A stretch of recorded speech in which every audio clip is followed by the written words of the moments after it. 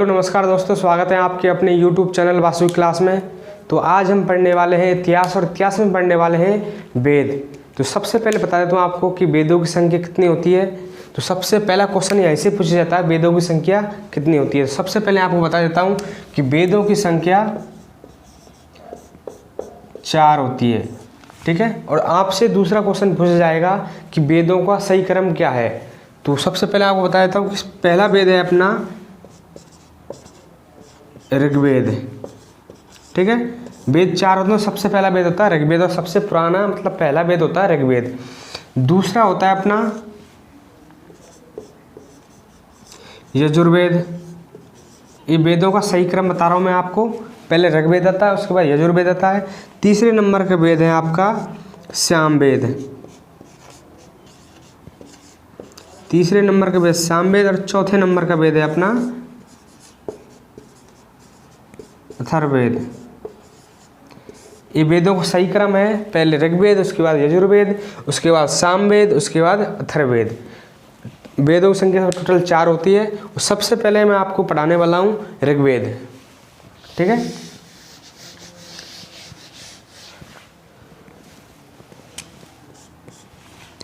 ऋग्वेद पहला वेद है, सबसे पुराना वेद है। तो आपको सबसे पहले आपको याद करना है इसमें कि ऋग्वेद में सूर्य देवता का वर्णन मिलता है, ठीक है।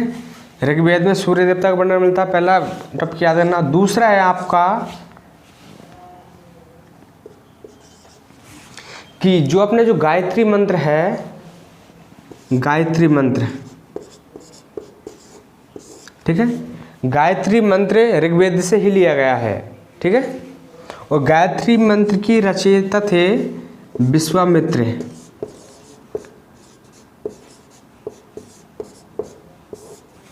ठीक है।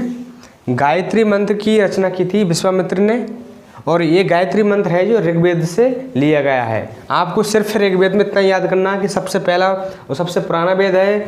आपको और याद करना कि इसमें सूर्य देवता का वर्णन है। तीसरा याद करना है आपको गायत्री मंत्र ऋग्वेद से लिया गया, और गायत्री मंत्र की रचना की थी विश्वामित्र ने। चलते अपने अगले वेद की ओर। ऋग्वेद हो गया, ठीक है। आप एग्जाम में इतना ही पूछा जाता है आपसे, जो एसएससी रेलवे के एग्जाम्स होती हैं उनमें आपसे इतना ही पूछ लिया जाता है। अगला क्वेश्चन, दूसरा वेद है अपना यजुर्वेद है।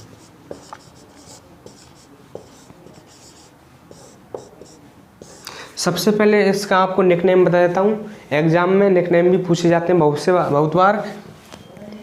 तो इसका निकनेम है यज्ञसूत्र, यज्ञ, ठीक है। यजुर्वेद को यज्ञसूत्र भी कहा जाता है, और दूसरा कहा जाता है सूत्रों का वेद,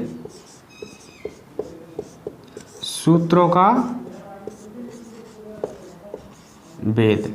आपसे एग्जाम में ऐसा क्वेश्चन पूछा जाएगा कि यज्ञसूत्र या सूत्रों का वेद किस वेद को कहा जाता है। तो आपको आंसर देना होता है यजुर्वेद को यज्ञसूत्र या सूत्रों का वेद कहा जाता है।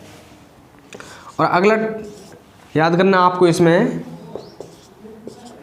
कि ऐसा कौन एक क्वेश्चन और पूछा जाता है एग्जाम के अंदर कि ऐसा कौन सा वेद है जो गद्य और पद दोनों में लिखा गया है। तो वो वेद है यजुर्वेद। यजुर्वेद एकमात्र ऐसा वेद है जिससे गद्य और पद दोनों में लिखा गया है, ठीक है। गद्य एवं पद, ठीक है, दोनों में लिखा गया है।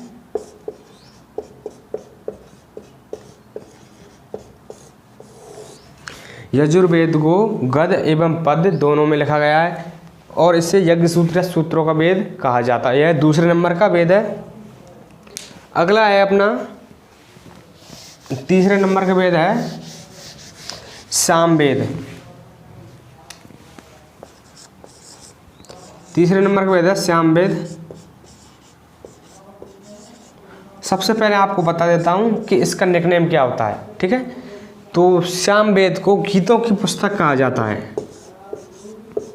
गीतों की पुस्तक। सामवेद को गीतों की पुस्तक कहा जाता है। दूसरा टॉपिक याद करना आपको इसमें कि कि भारतीय संगीत का जनक किस वेद को कहा जाता है। ठीक है, यहाँ से भी एग्जाम में क्वेश्चन पूछ लिया जाता है कि भारतीय संगीत का जनक किस वेद को कहा जाता है। तो कहा जाता है श्याम वेद को भारतीय संगीत का जनक भी कहा जाता है। ठीक है, भारतीय संगीत का जनक,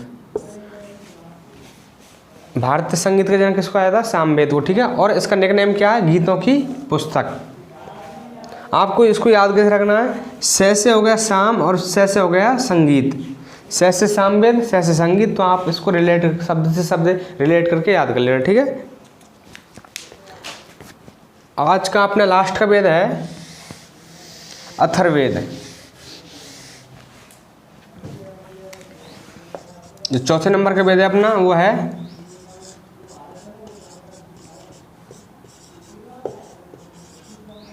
अथर्ववेद। इस वेद का आपको निकनेम बता देता हूँ सबसे पहले। तो इस वेद का निकनेम है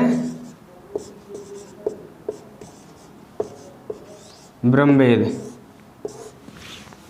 अथर्ववेद को ब्रह्मवेद के नाम से भी जाना जाता है। ठीक है, और इसमें आपको सबसे पहले बता देता हूँ, जो एसएससी और रेलवे के एग्जाम में बहुत बार पूछा गया है कि जो तंत्र मंत्र जादू टोना की विद्या है वो किस वेद के अंतर्गत आती हैं। तो ये आती है अपने अथर्ववेद के अंदर। जादू टोना,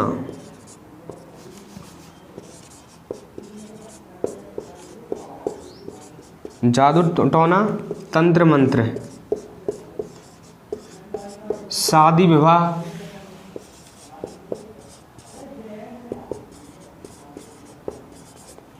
आशीर्वाद,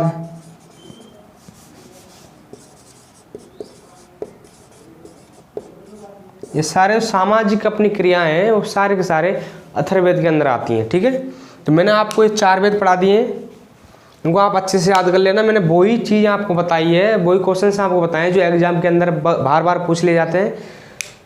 तो आज के टॉपिक यहीं ख़त्म करता हूँ। मिलता हूँ आपके साथ एक नेक्स्ट वीडियो में एक नए टॉपिक के साथ। जय हिंद, जय भारत।